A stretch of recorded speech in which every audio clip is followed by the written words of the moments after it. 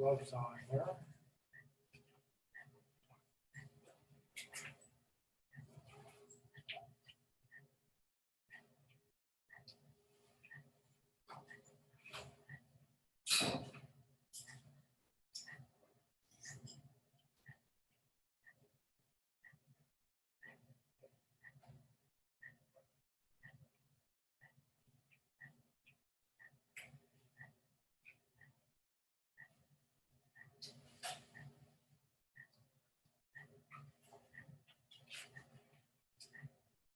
Okay, let's see. You guys are Bulldogs, right? I'm a bulldog. I just came today, so I just wanted to test those. Sure. Right. I'll just a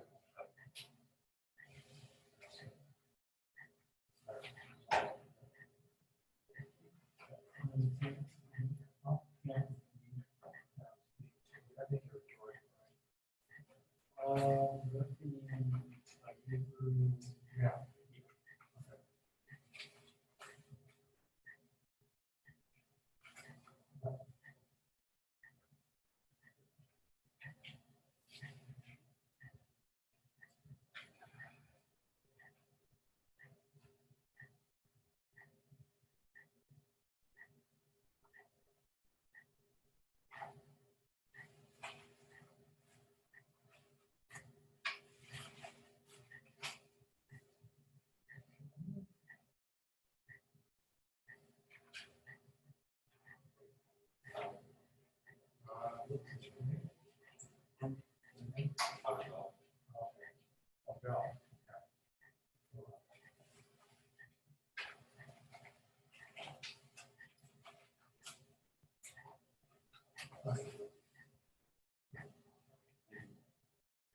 First.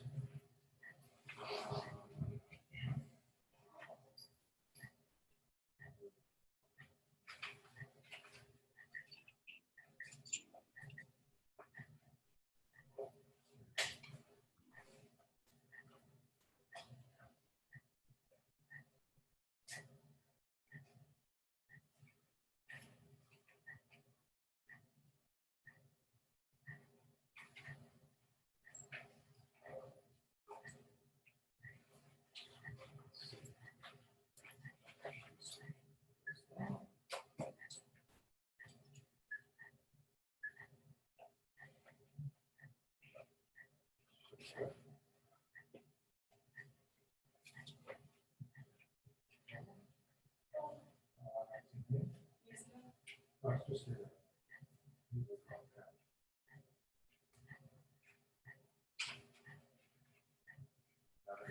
on you.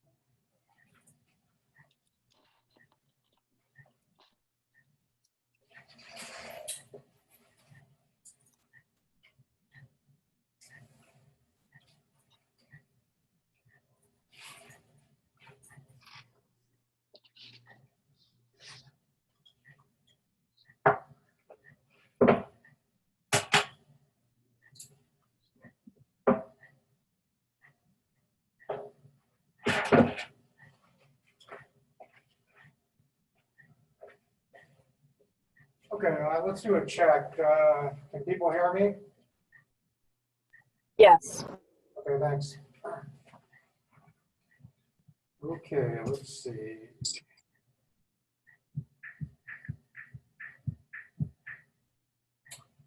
All right. Set up a little bit more.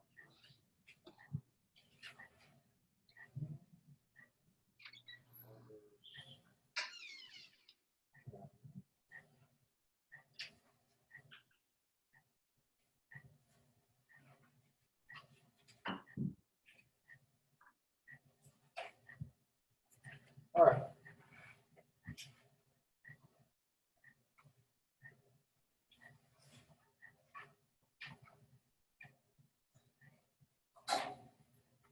See, today is 9, is that correct? Yes, thanks.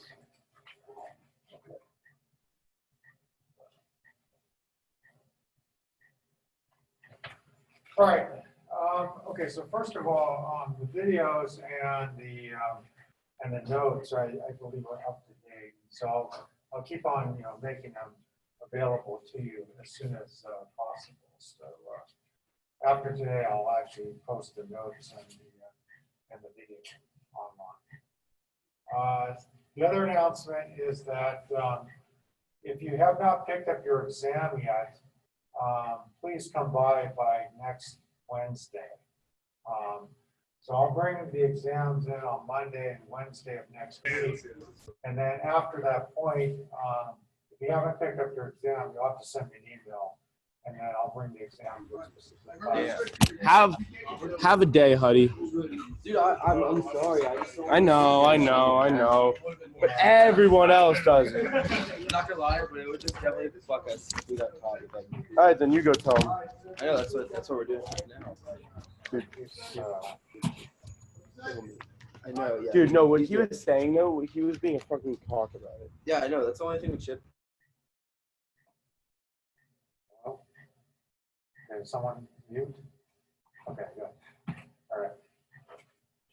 Okay. All right, so now I guess we can get started. All right, so Question. Yes? Can we come in at the end of class today to get our exam? Yeah, we get here before we leave, before we depart. So around, let's see, around 1:30 or so, by 1:30. Come on. Okay. Other questions? Okay, so let's review a little bit.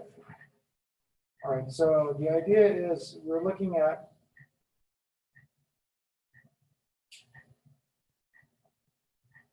Rn. Okay, so this is the set of n tuples. We know that you have vector addition and scalar multiplication. So there are two operations. So this is vector addition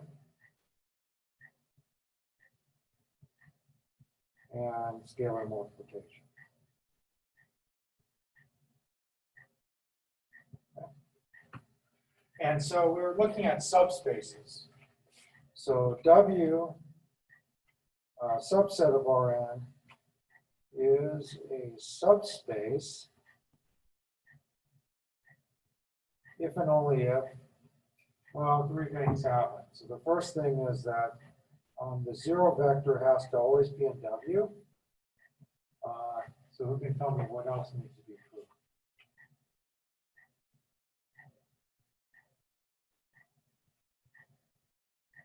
Has to be closed under what? If I take two vectors in W, and I take their sum, does it have to be in W again? Yes or no? Anyone? Yes. Yes, thank you. So if U and V are in W, then the sum of the two vectors has to be in W. So it's closed under vector addition. And it's also closed under scalar multiplication. So if lambda is a real number and U is in W, then lambda times U is also in W. Okay, so this defines a subspace. And the way you should sort of think about subspaces is they're like lines and planes through the origin. They're flat, in other words. All right. Now, whenever you have a subspace, we define the concept of a basis. So let W be a subspace of Rn. Okay? So a set of vectors, let's say v1, v2, up to vt in W is a basis if and only if. Okay, so what properties do we need for basis?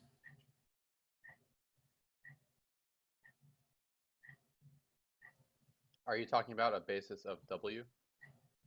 A basis for W, the subspace. The vectors are linearly independent.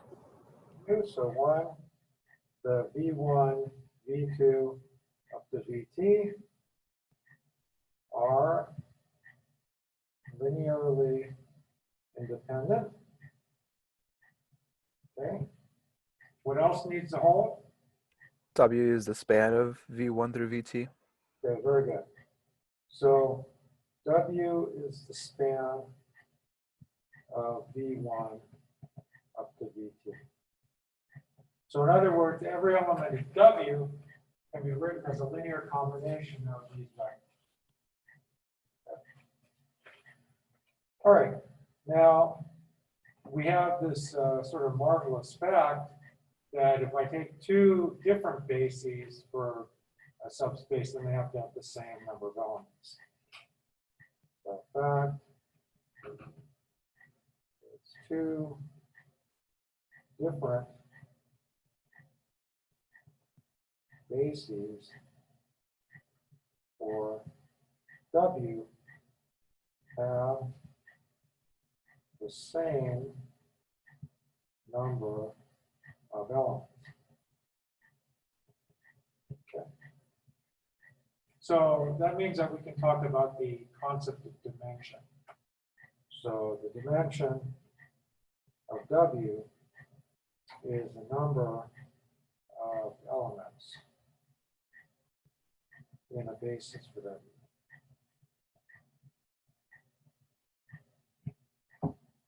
Okay. So, you know, if you have something like a plane here, you know, you just need two linearly independent vectors, v1, let's say, and v2. Okay, so these vectors will span this plane, right? And they're linearly independent.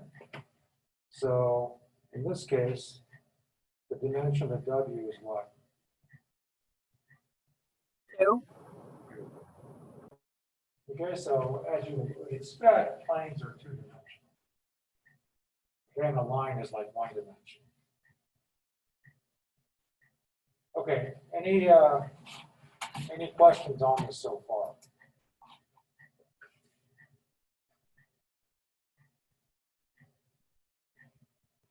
All right. Now, I want to sort of think about linear independence versus spanning. So let's think about this a little bit.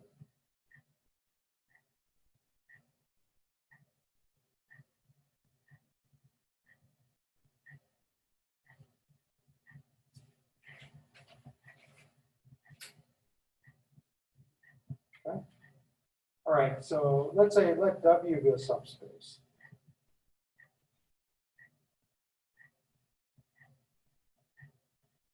Okay. And so what I want to do is I kind of want to draw a continuum. So the way you kind of maybe want to think about this is, I could draw straight. This is a line, continuum. And so at a certain point, I sort of balance things out. Okay, so at this point over here, that's what you should think of as being a basis. Okay. Now, when you have vectors, you have vectors, sets which are linearly independent, and then you have sets which are spanning. Okay. So on one side you have linearly independent sets, on the other side you have spanning sets, and then the ones which are both linearly independent and spanning are sort of right in the middle, and that's a basis. Okay. Now, if I take a linearly independent set, and if I throw vectors out, does it remain linearly independent?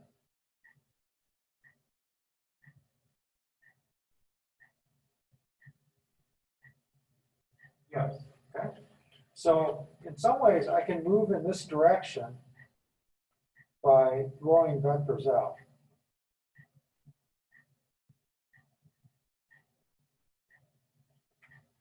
Okay. On the other hand, suppose I have a spanning set. Set which spans. Let's say I take these two vectors here, and if I put another vector in, is it going to still span? Like if you look at this plane over here, I put another vector in the plane, along with these other two, won't span. Yes, it will. Okay. So if I go this way and I add vectors,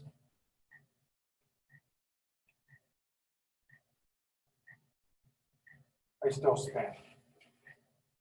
Okay. So what I can do is I can take a linearly independent set and I can add vectors to get a basis. So let me say it this way. So one can take a linearly independent set and add vectors to get a basis. Okay? So sort of adding vectors is going to the right. That's kind of conceptually. So let me just kind of, oops, didn't mean to do that. So let's see. Okay. So let me just put this in like, all right, so I'll do kind of UGA today. So when this is sort of adding vectors. Okay. So I can sort of add vectors to a linearly independent set and eventually get a basis.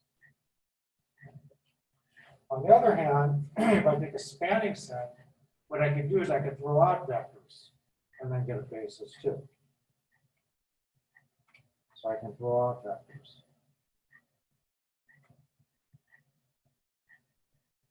Okay, so let me just mention this.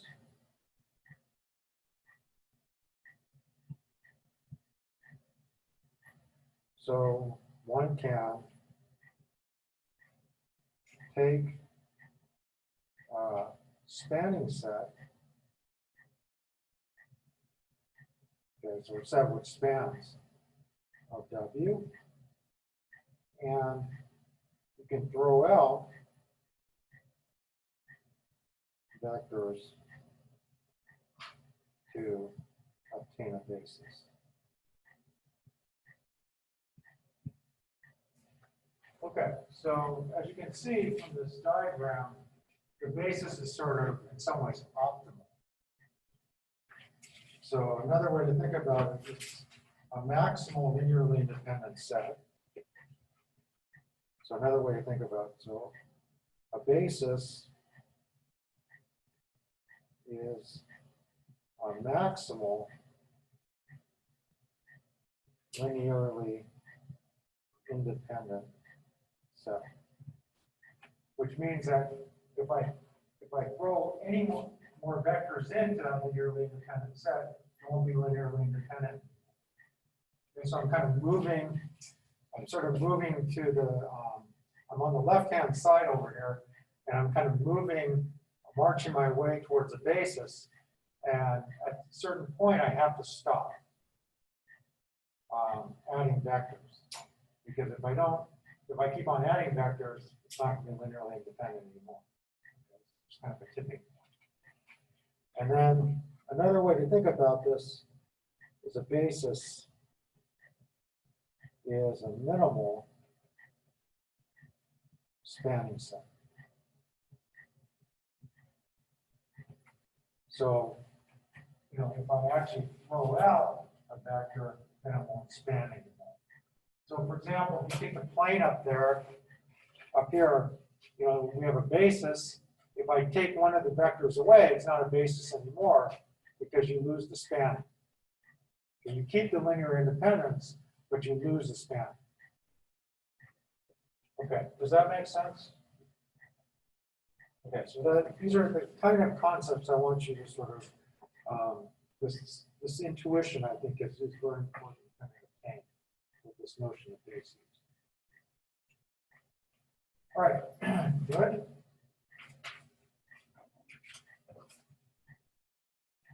All right, so now what I'm going to do is I'm going to introduce again these subspaces. I'm going to add one more to it just for the heck of it. And so I'm going to define the row space as well as the column space. And then for a matrix, an m by n matrix, we'll be able to compute a basis for the row space, a basis for the column space, and also a basis for the null space. Okay. So that's what we're going to do next. So it's a little bit of a review. So these are subspaces of Rn.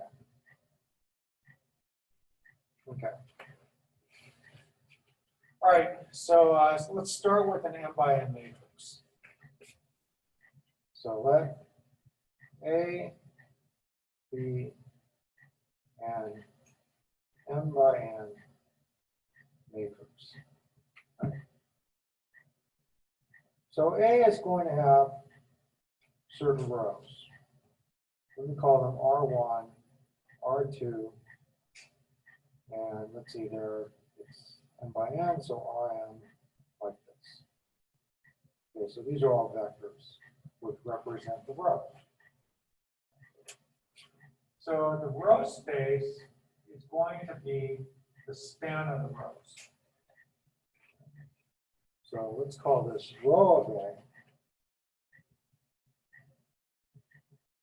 This is the span of R1, R2, up to R sub m. And the row space is a subspace of Rn. So this is Rn, right? Because these rows, I mean, it's an m by n matrix, so R1 contains n entries. So row space of A is a subspace of Rn. Okay? All right, so that's the first subspace that we'll define. The second subspace I'm going to define, and which I did last time, is the column space of A. So here A, I'm going to write out the columns. Let's call them V1, V2. And how many columns do we have? We have n columns. So that's Vn. Okay, so these are m tuples. And they're n. And so the column space of A is equal to the span of the columns of the matrix. And as I mentioned before, this is an Rn. So column space of A is a subspace of or M. Okay, so that's another subspace. You know that the span of vectors is always a subspace. We saw that last time. Okay, now the other subspace we have is the null space of A. So the null space of A. So this was the set of homogeneous solutions for AX equals B. Sorry, AX equals 0. Okay. And so what does X have to be? Well, it has to be an M tuple. Okay, so it's a solutions. Am I right? No, it's an N tuple. So this should be an N, not an M. So it's an N tuple because I have to take the dot product with the size of the row, right? And so, so we're looking at homogeneous solutions.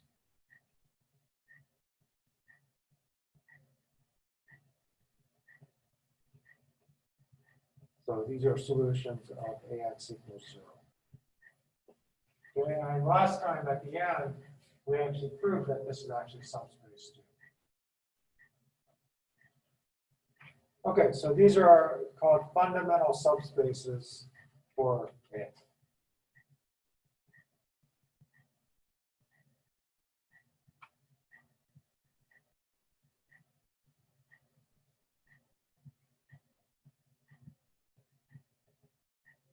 All right. Now, let me go over how to compute a basis for these subspaces. Okay, so let me give you a way to compute bases here for this. So this is how to compute bases for the row space of A, the column space of A, and the null space of A. Okay. All right, now the nice thing about this is in order to compute bases for these subspaces, it's enough to just do Gaussian elimination. And what we can do is we can apply Gaussian elimination at A, and then we'll be able to just read off what a basis is. Okay, so we know how to do Gaussian elimination. And so all we have to do is just apply it to A, and then we'll read off the data from that. Okay. All right. So here's the idea. So you start with A. All right. And then what you do is you apply Gaussian elimination. So let me denote that by doing a squiggly line. Okay. So you do a bunch of row operations, and then what do? You get into this matrix, which is in upper echelon form, something like this. Okay. So let's say there's a pivot here, a pivot here, a pivot here, pivot here, and we could have zeros, down here, something like that. Okay, so you do Gaussian elimination, get something like this. Right? Now, when you do row operations, right, what are you doing? You're adding, multiple of one row to another. So you're not changing the span at all of the rows when you're doing row operations. So it turns out that with row operations, you don't change the row space between A and U. Okay. So it turns out the row space, so let me do one. So it turns out the row space of A is actually equal to the row space of U. Okay? And so if you look at the rows over here, they're in a very nice form where you have the pivots kind of going down sort of in a nice staircase pattern. And so that means that those rows will be linearly independent. And they also span the row space of U, so they span the row space of A. So a basis for row of A is obtained by taking the non-zero rows of U. Okay, so I don't know, maybe I'll just pick that. Let's see. Okay,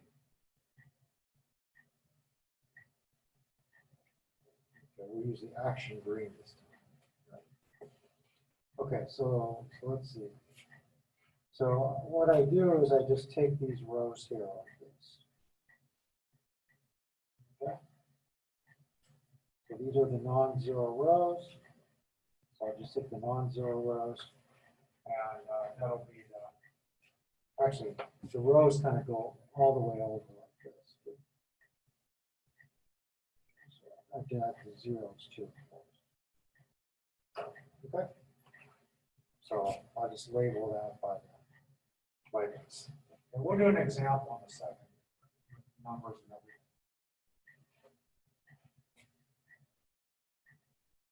Okay, questions? All right. Now I have to sort of go back, and I have to tell you about the column space next. All right.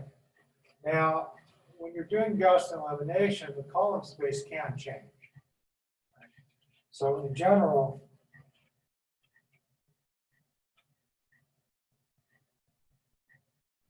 the column space of A is not equal to the column space of U.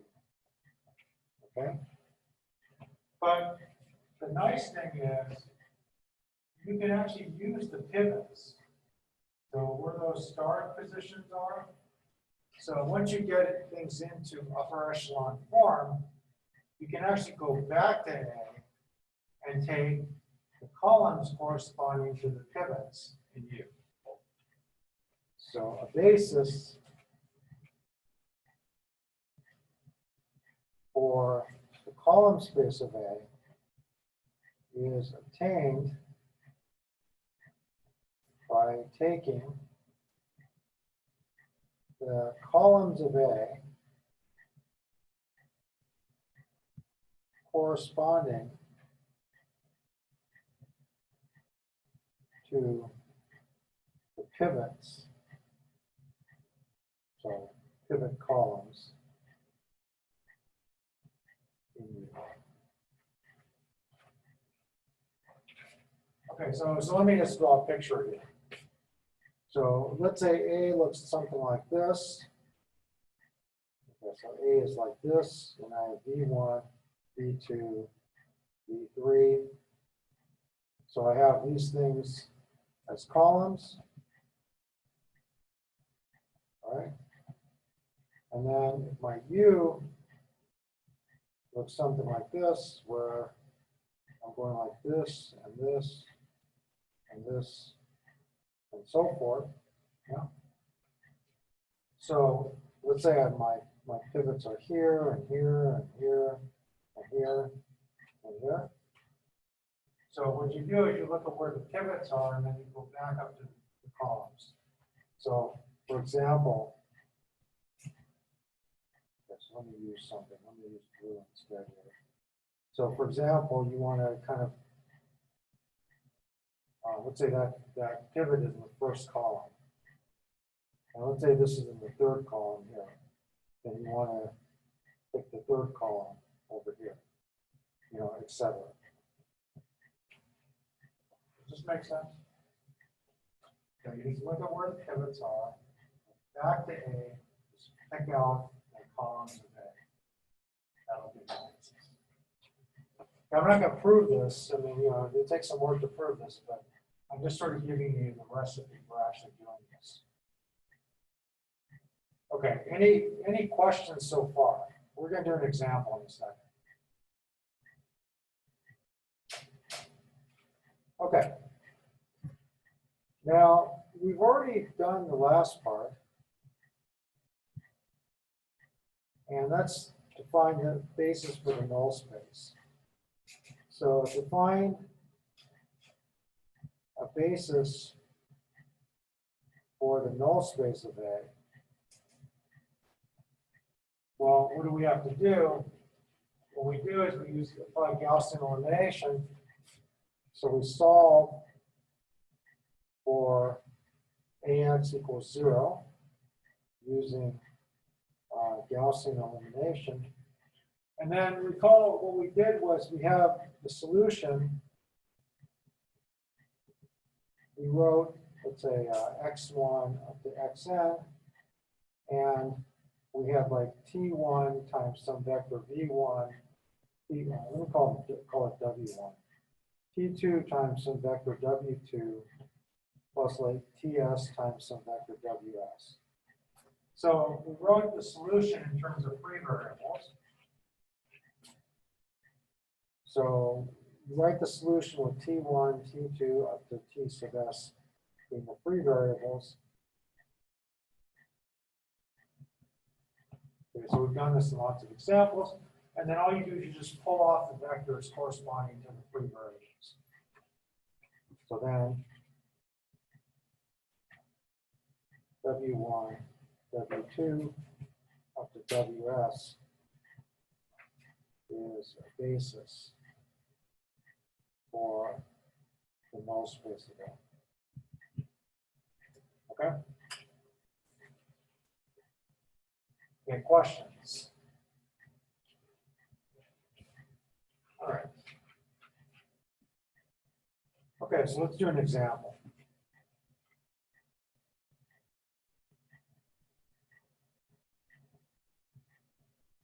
So A is going to be equal to the matrix 0, sorry, 1, 0, 5, 2, and 2, 1, 2, 1, 8, 5, and then 1, 4, minus 3, 6. Okay, so this is our example. All right, so in order to find bases for these subspaces, what we can do is we can just apply Gaussian elimination. Okay, so this time we don't have to keep track of the pivots or the multipliers or anything. We'll just straight out the Gaussian elimination. So the first step, we have 1, 0, 5, 2. Okay, and then we have the 0 here, and then what do we get? 1. What's next? Anyone? -2, 2, thanks.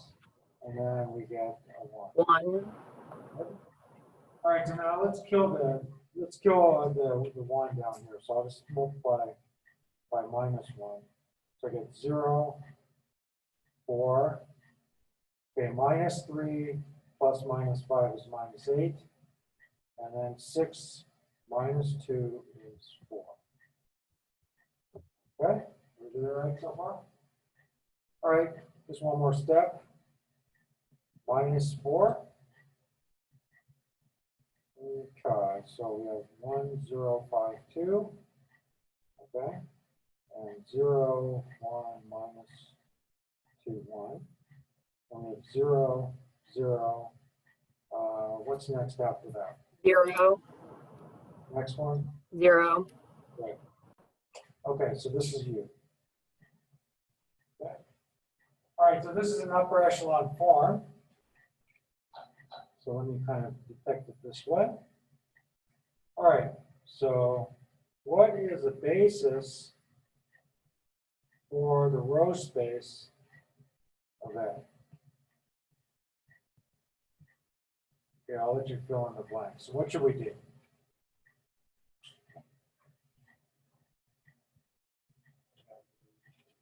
Take the rows of U that have the pivots of the first 2 rows.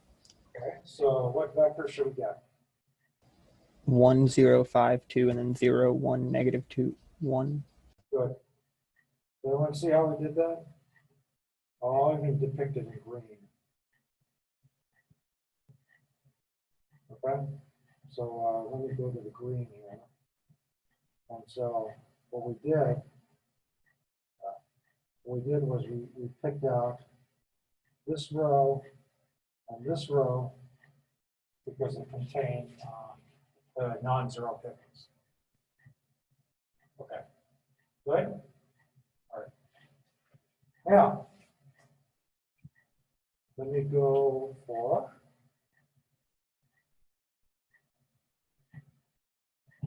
okay. So, what happened there? Okay. All right, so basis for the column space of that.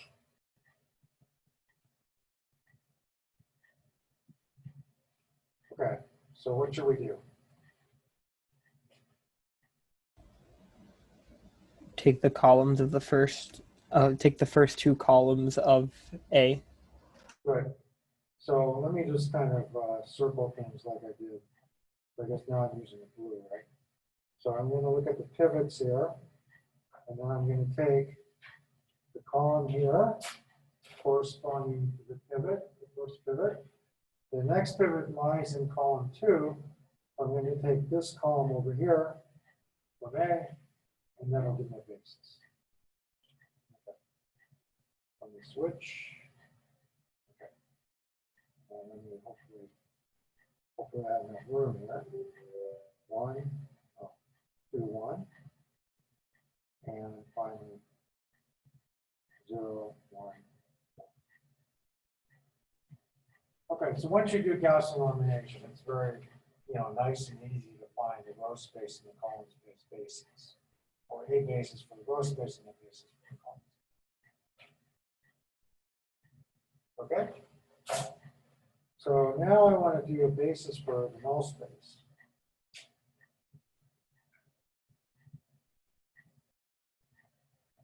All right. So now what I have to do is I have to locate the free variables.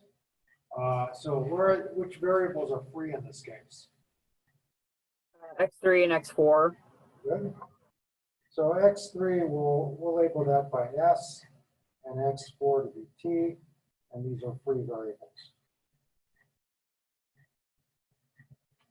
Okay. And so now we just back substitute.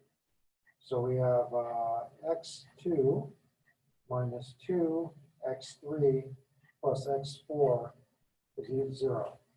Okay, so that's obtained by the second row view.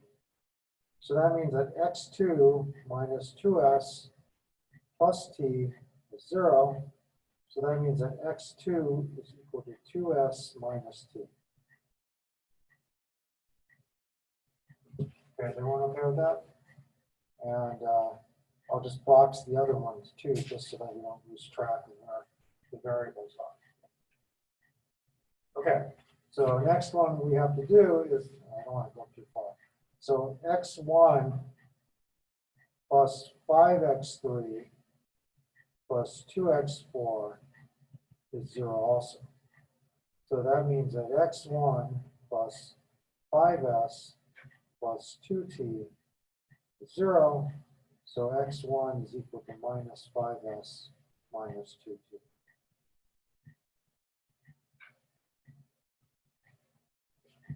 Okay, is everyone all right with that so far? All right, so now what we'll do is we'll sort of load it in to the columns of this vector. And so what's X1? X1 is minus 5S minus 2T. X2 is 2S minus T. X3 is S. X4 is T. Yeah, everybody all right with that so far? And then just let's pull the S and the T out. So in terms of the S variable, I'm just looking at what, minus 5. Go ahead. What's the vector for S? Minus 5, 2, 1, 0. Right. And then T, someone said, what's the vector for T? Negative 2, negative 1, 0, 1. Okay. All right. And of course, S and T are real. Right?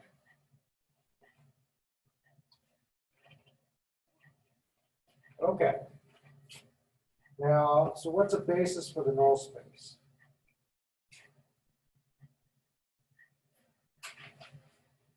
In this case,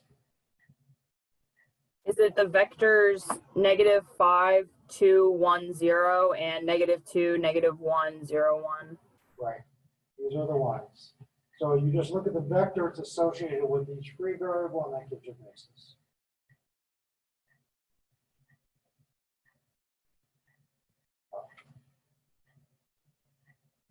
I hope that's readable. Okay. So that's what we got. All right, so let's think about this for a little bit. So what are the dimensions?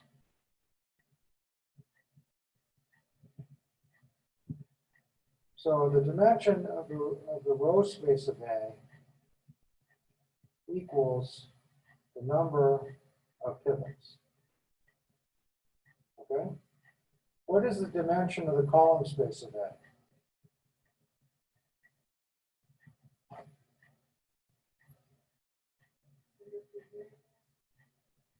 Is that right? In this case, it is. It's, what are you looking at? In blue. Pivots. Thank you. Okay, so this is also the number of pivots. Okay, now the dimension of the null space of A. Okay, now what's the answer? Good. So number of free variables. Okay. Now, what is the relationship between the number of free variables and pivots? This is the same thing as n, right? The number of columns minus the number of pivots.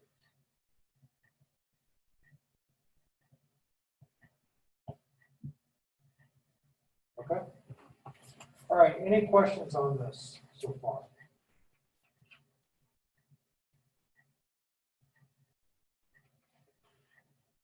Okay, so we'll make a definition. So here's a definition. The rank of a matrix A is the dimension of the column space of A. Okay. So the column dimension of the column space is just the number of pivots. Okay. So now let's take this equation over here. So what do we get? So we have that the dimension of the null space of A equals the dimension of the column space of A minus, ooh, wait a second. Sorry, my fault. My fault. Well, let's try this again.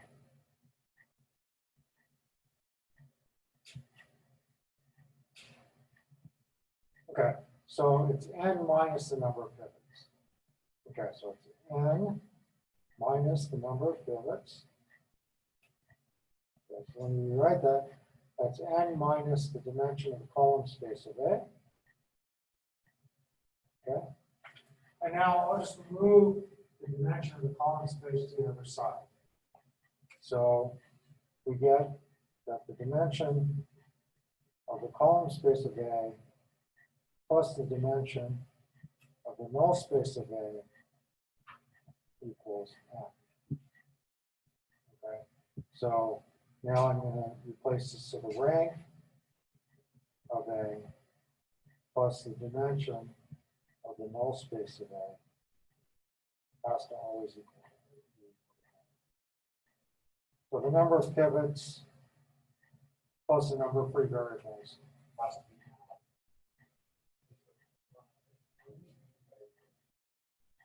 It's the dimension of the column space.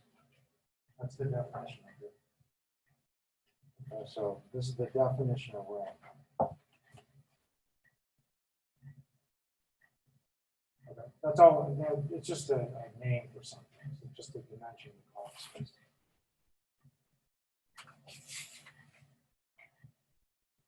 Okay. So let me give you a quick problem. So, question. What is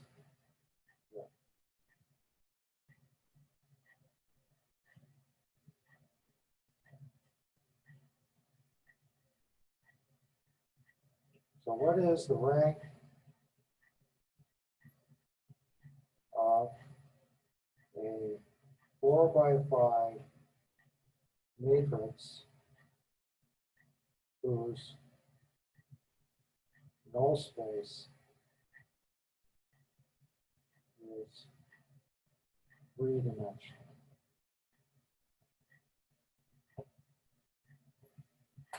Okay. Well, you know, we just use the formula to solve this, right? So here, m is equal to what? 4, and n is equal to what? 5. Okay. And so we want to know the rank, right? So the rank of A. Now the null space is three-dimensional. Has to be equal to n, which is 5. Okay, so the rank is 2.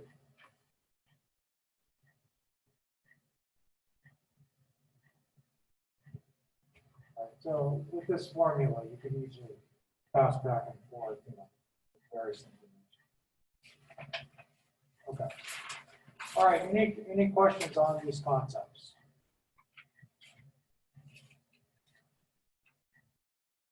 Any questions?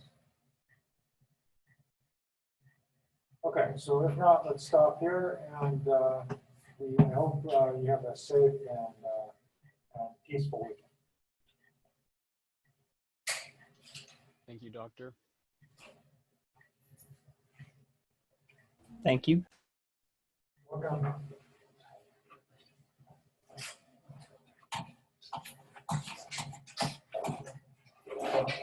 Okay, let's see. Who has not picked up their test? Okay, I want to just stay there. Okay.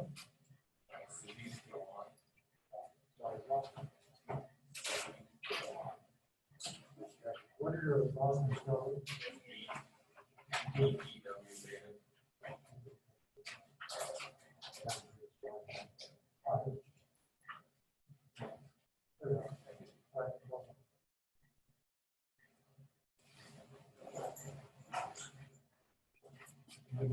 Okay, you too.